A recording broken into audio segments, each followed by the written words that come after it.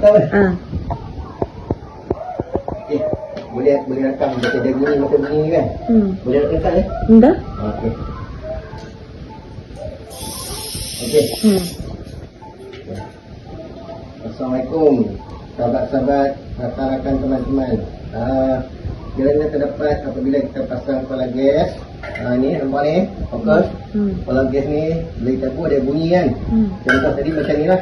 Tengok dia bunyi ya. Ya, kebocoran gas bila bunyi. Apa yang perlu kita buat lah. Jangan terus pergi tukar kepala ni. Sama tukar kepala ni, kita ori kepala ni terang. Boleh pakai 80%. Bukan kerana kepala ni. Okey, zoom. Tengoklah, langkah pertama test pen dengan air sabun. Okey. Apa yang perlu kita buat, kita pakai test pen ni, kita colek kat tepi ni. Dalam ni ada getah. Getah ni, kita colek kat ni. Dia panggil oil seal. Kita buat plug oil seal ni. Kita plug oil seal ni. Okey, tengok. Zoom. Okey, dia ada sengit tau, dia dah macam dia oi. Jadi langkah kita tadi dia duduk macam ni.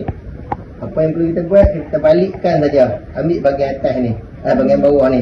Tengok bahagian bawah dia masih cantik lagi. Jadi kita guna bahagian bawah ni atas. Lepas tu kita masukkan kembali. Masukkan balik getah ni. Kita masukkan. Belum masuk kita buat sabun lah. Sabun ni nak bagi mudah kita masuk getah ni. Terusnya kita buat macam ni lah. Tolak dia masuk ke dalam ni. Okey.